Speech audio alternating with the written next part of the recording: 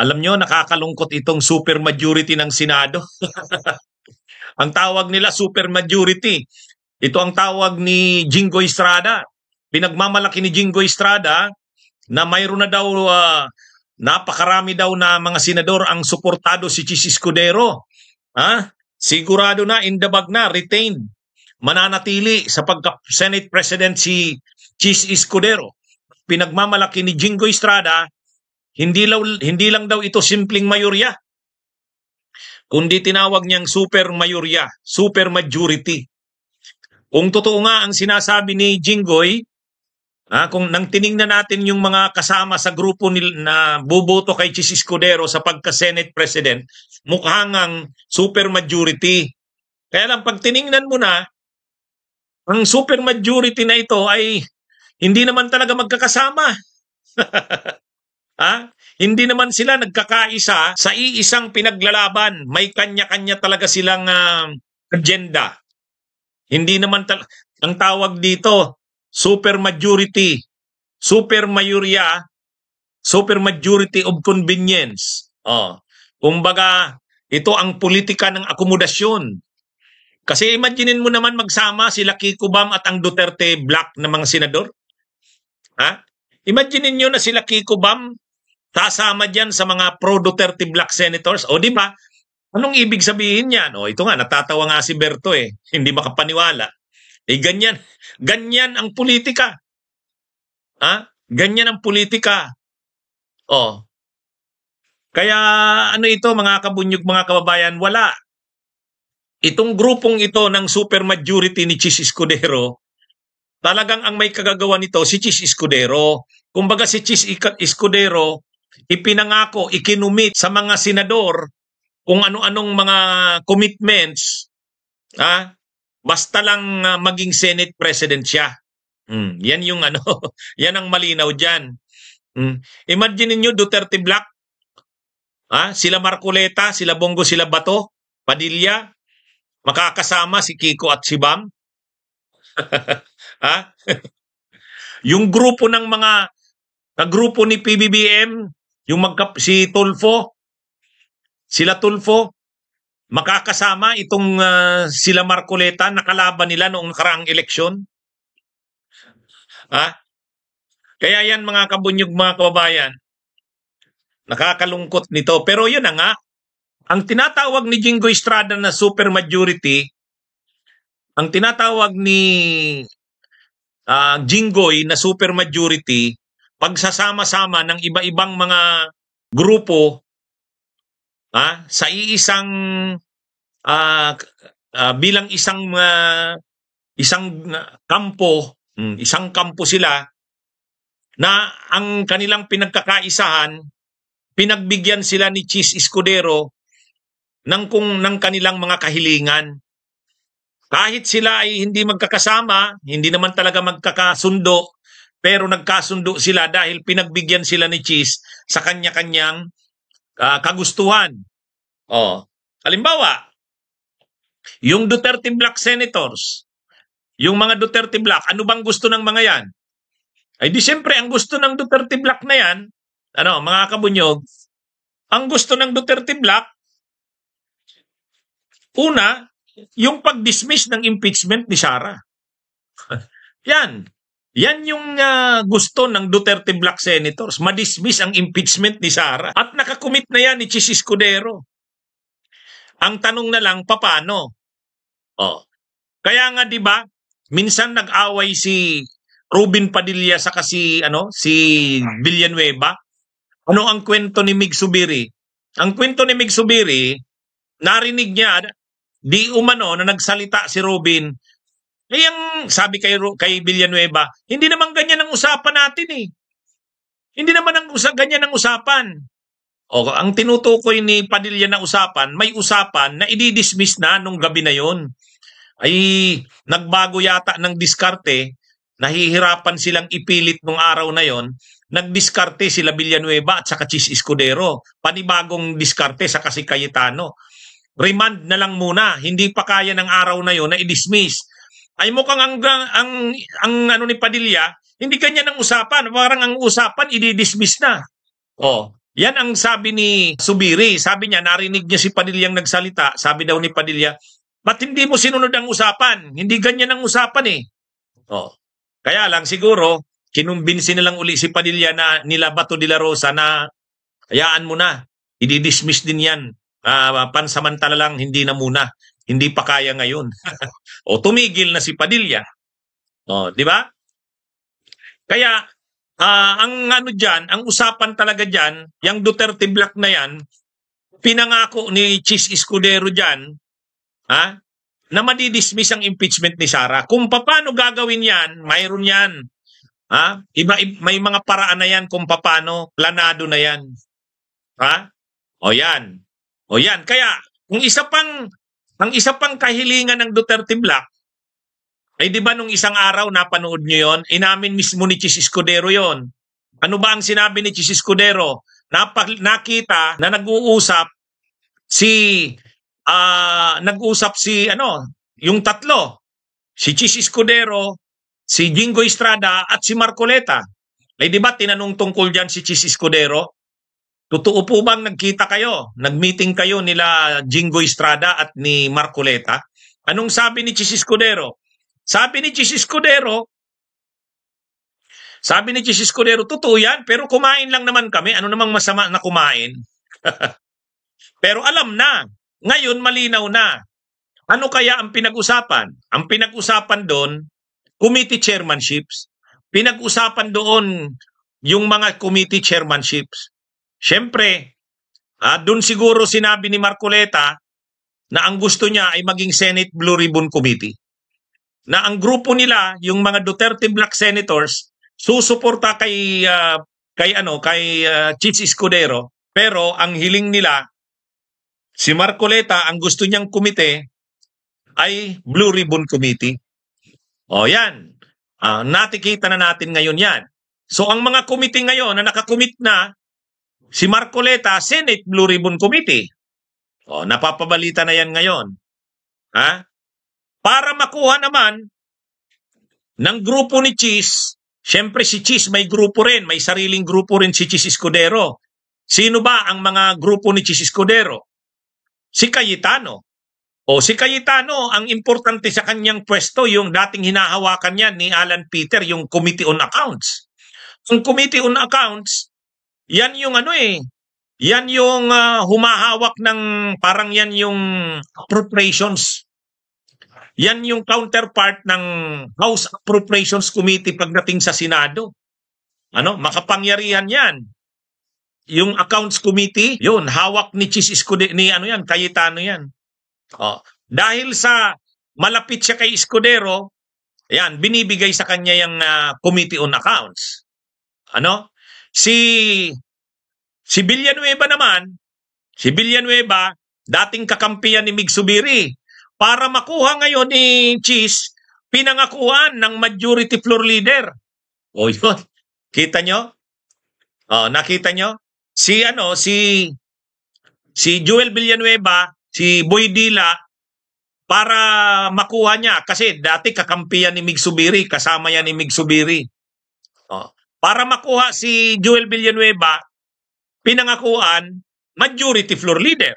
Matindi rin ang papel ng majority floor leader. Okay na naman si Villanueva.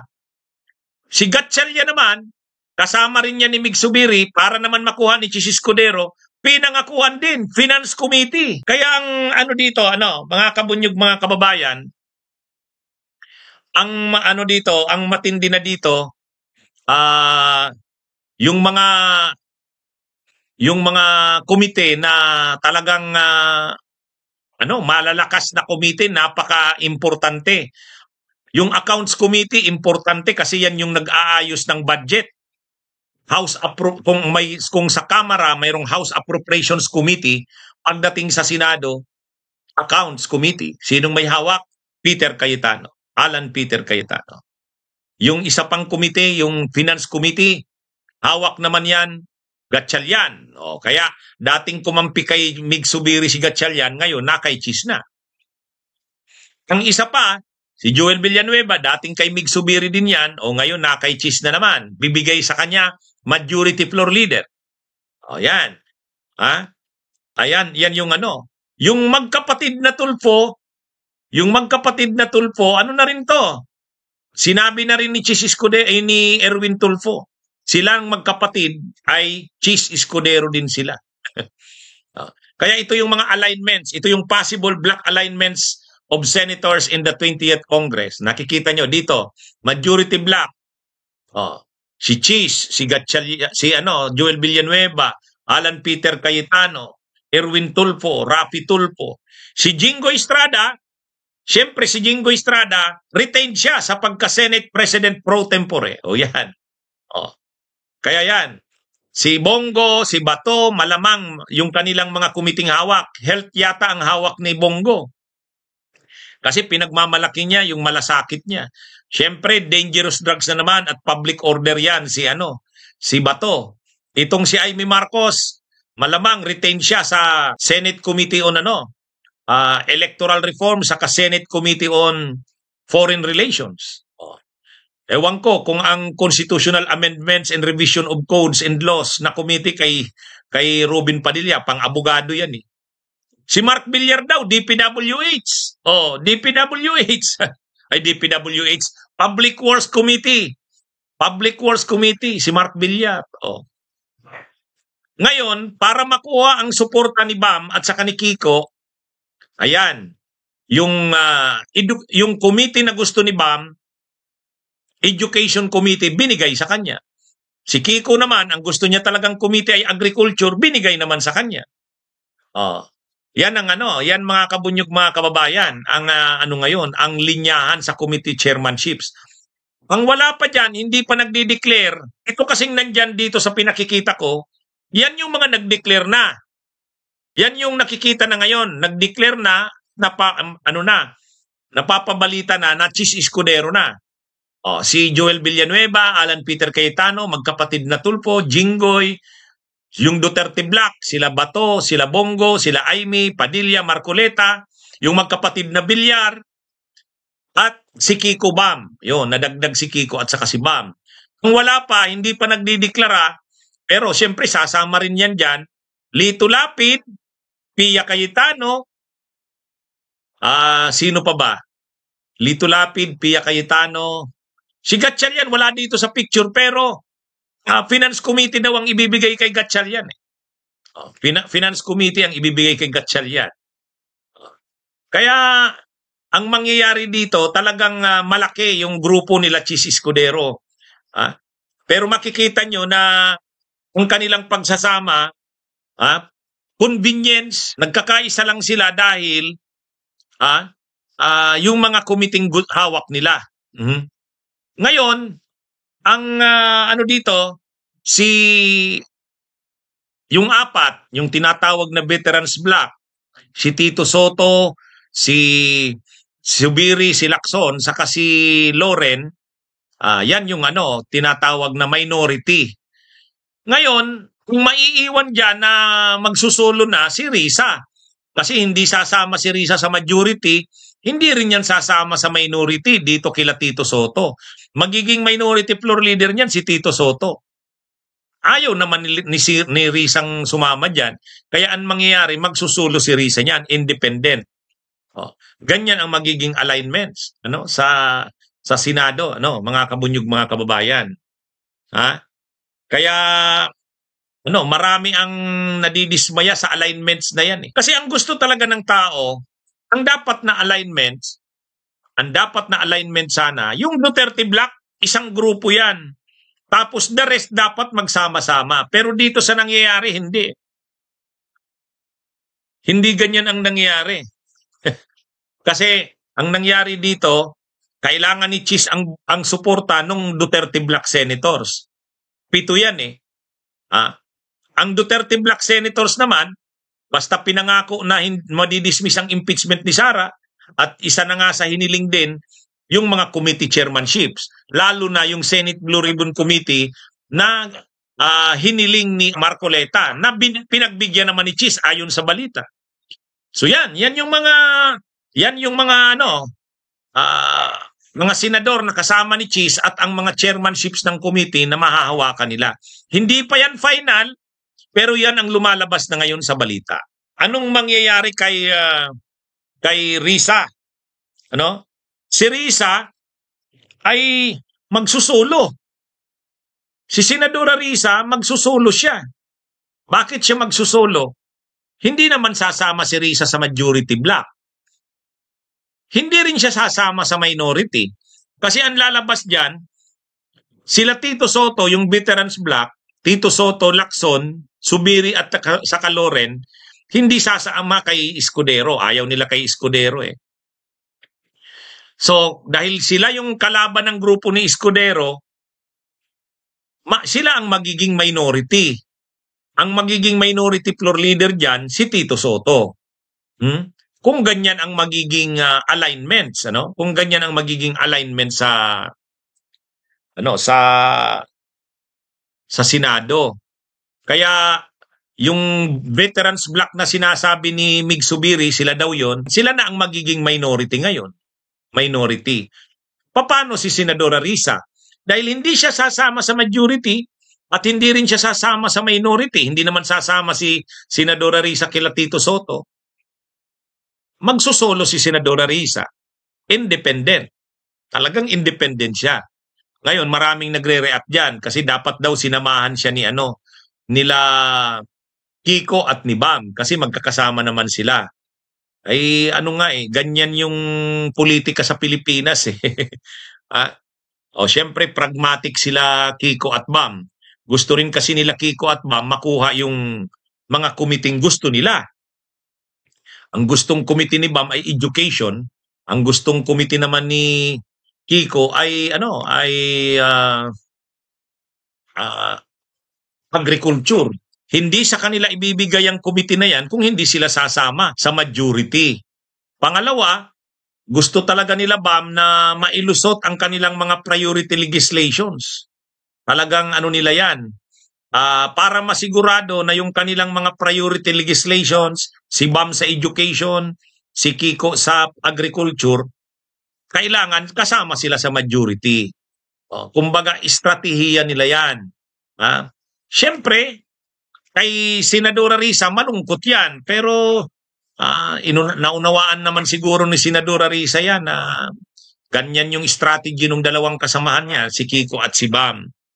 So ngayon mga kabunyog, mga kababayan, sa nangyayaring ito, si Senadora Risa, sabi naman ni Senadora Risa, anuman ang mangyari, basta siya,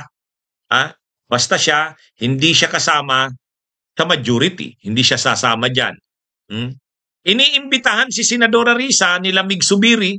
Sabi ni Mig Subiri na aawa daw siya kay Risa dahil nagsusulo ito. Pero, ang sabi ni Mig Subiri, welcome na sumama sa kanila si Senadora Risa, sumama sa minorya. Kaya lang, syempre, si Senadora Risa kasi hindi niya naman kapareho ng paninindigan sila Mig Subiri. Hindi niya naman kapareho ng paninindigan, Lalo pat itong si Mig Subiri nagsalita na kaninang sa press con, sabi ni Mig Subiri, daw siya? Naniniwala siya na ang ginagawa kay Sara na impeachment ay witch hunt. Ay di lalo nang hindi sasama sa kanila si Risa Hontiveros. Doon pa lang sa ganong sinabi ni Subiri, hindi na siya magugustuhan ni Risa. Mukhang si Senadora Risa, preparado naman na magsolo. Preparado naman si Senadora Risa na magsolo. Sanay naman siyang nagsusolo eh. Actually, nung 19th Congress na Senado, dalawa lang naman sila ni Coco. Dalawa lang naman sila ni Coco. Ngayon, kung solo man siya, ang importante naman kay Senadora Risa, yung paninindigan niya. Yung paninindigan. Kaya, medyo matindi rin itong pinagdadaanan ngayon ni Senadora Risa. Under attack siya ng mga DDS. Di ba? Halos makikita mo ngayon yung mga DDS vloggers, yung mga supporters ng Duterte, si Risa ang inaatake. Kahit nga yung abogadong nagbablog, si Libayan, inaatake si Senadora Risa. Sila Jing Paras, Risa rin. Lahat ngayon, si Risa ang Tapos ngayon sa alignment pa sa Senado, magsusulo siya. Parang malungkot kay Senadora Risa yan, pero veterano na rin si Senadora Risa sa ganyan. Sanay na siya sa ganyan. At sa tingin ko naman, handa at sanay siya sa laban na kahit solo siya. Ang importante, intact ang kanyang paninindigan. Si Senadora Risa kasi, hindi naman siya tulad nila Kiko at Bam na talagang importante sa kanila yung committee hahawakan. Si Senadora Risa, di bale yung committee niya, kung ano lang ang mahawakan niyang committee, basta gusto niya, ano talaga siya, maninindigan siya sa prinsipyo niya. Sila Kiko at Bam kasi, si Bam kasi napakaano sa kanya ng education. Talagang yan ang kanyang advokasya eh. Ganon din si Kiko, yung agrikultura. Kaya pagdating sa komite, sa tingin nila, magiging effective sila kung yung mga committees nila na yun ang mahawakan nila. Ay hindi naman ibibigay ni Cheese sa kanila yon kung hindi naman sila susuporta kay Cheese. At saka nakita ko noong eleksyon, pumunta si Kiko at si Bam kay Cheese Escudero. Alam naman natin si Cheese Escudero, hawak niyan ang dinastiya sa Sorsogon. Ang Sorsogon, ang governor doon, ang mga mayors doon, ang mga kongresista doon, ano yun? Cheese Escudero yan. Kaya nakita ko nga, di ba, nung panahon ng eleksyon, bumisita si Kiko at si Bam kay Cheese doon sa Sorsogon. Kaya hindi mahirap na kumbinsihin ni Cheese Escudero si Kiko at si Bam. Magkakaibigan yang mga yan eh. Magkakaibigan yang mga yan. Kaya hindi talaga mahindian din ni Kiko at ni Bam si Cheese Escudero. Anyway, ang malungkot lang dyan, hindi mo lang talaga maisip na magsasama-sama yan, makikisama sila Bam, Kiko kay Duterte, sa mga tao ni Duterte, sila Marcoleta, sila Bongo, sila Bato. Kaya lang yun na nga, ganyan yung Senado eh.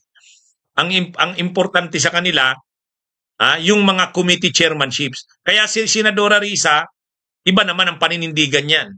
Di bale, yung committee ibibigay sa kanya tira-tira na lang, okay lang yan. Basta't mananatili siyang kung ano yung kanyang paninindigan.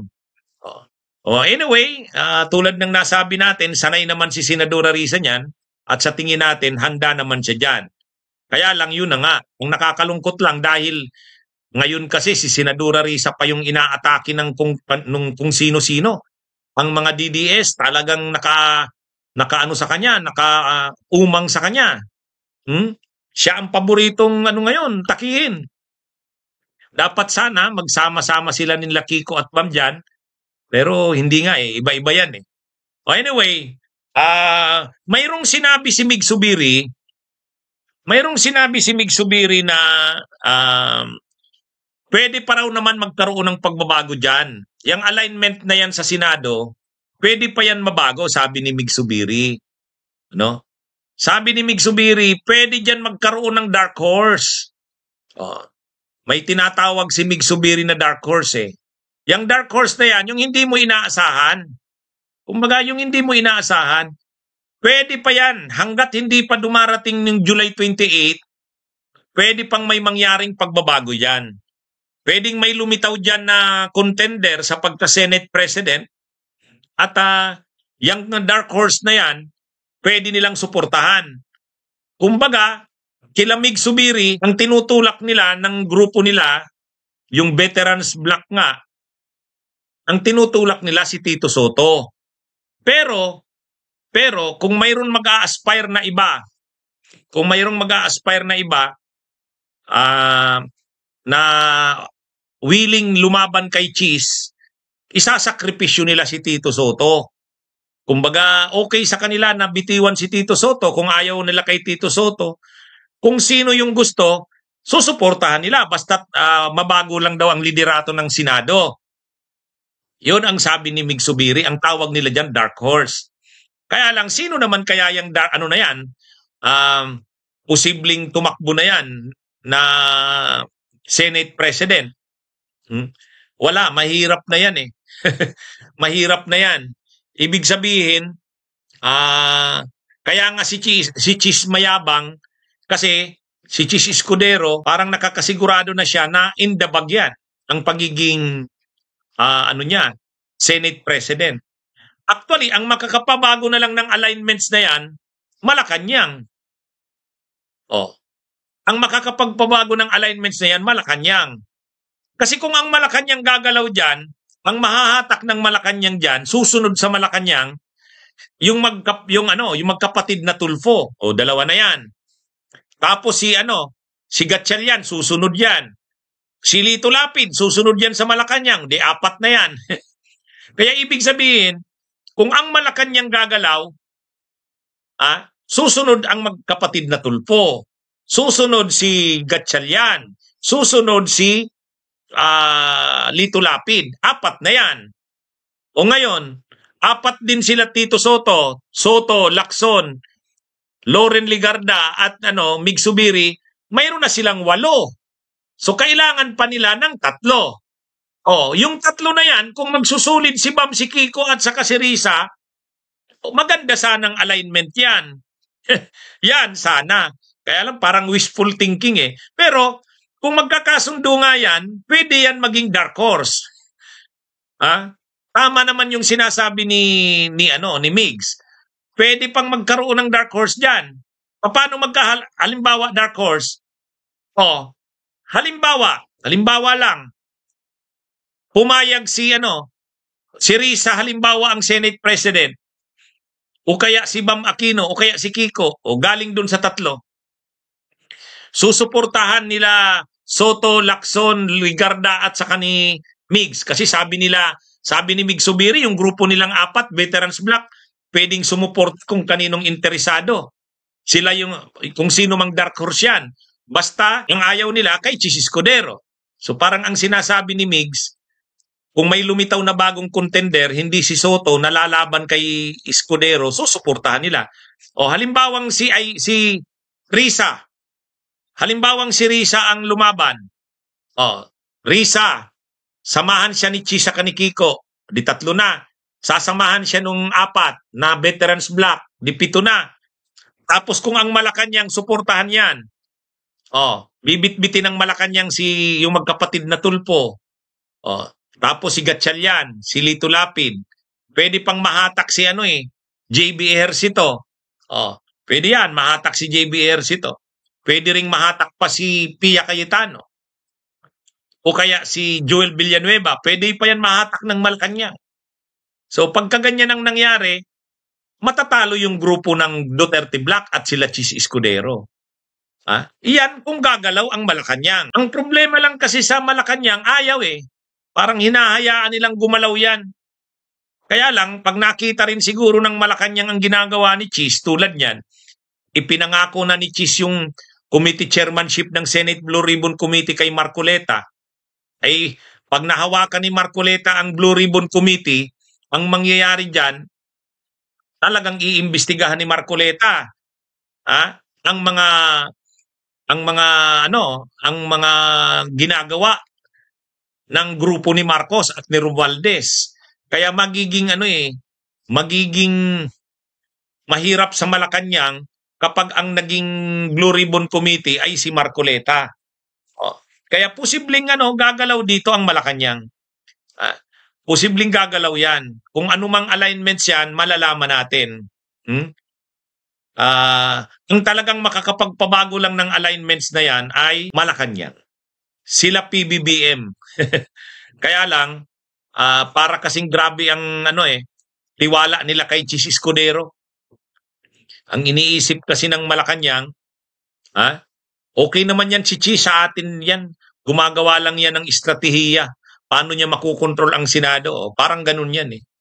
Pero dito sa ginawang ito ni Chis na binigay ang Senate Blue Ribbon kay Marcoleta, tapos ang tatargetin ng mga investigasyon ni Marcoleta, yung mga kakampi ng Marcos at ng Romualdez, yan? Maiiba yan. Mukhang hindi papayagan ng Malacanang yan. Abangan natin ang susunod na kabanata. Masyadong magulo ang Senado ngayon. Nagsasama-sama sila kahit hindi magkakapareho ng paninindigan. Sabagay, sabi nga ni dating Senate President Drilon. Ang Senado naman, wala namang party-partido dyan. Talagang ang mga senador, pumuposisyon sila base sa kung anong kanilang choice. Kanya-kanyang posisyonan ang mga senador, sabi ni dating Senate President Drilon. Parang 24 partido daw yan. 24 sarian yan. Kaya mahirap talaga ang Senado. Makikita mo naman talaga kahit itong supermajority na sinasabi ni Chis Escudero, kay Chis Escudero, imaginein mo paano magsasama-sama yan. Ano ang common denominator dyan? Ang common denominator dyan, akomodasyon. In-accommodate sila kung ano ang gusto nila. Okay, ito ang committee mo. O sige, sa'yo na yan. Ha? Ganyan yung dyan. Wala talagang mga prinsipyo o paninindigan dyan. Ha? Mga kabunyog, mga kababayan, magandang araw sa inyong lahat. Mabuhay po tayo. Bunyog, bunyog, halikan na kasama ka. Bunyog, kapag buklod ay may pag-asa. Luzon, Visayas, Mindanao, isa ang pananaw. Sa bagong Pilipinas ang bunyog isisigaw. Bunyog.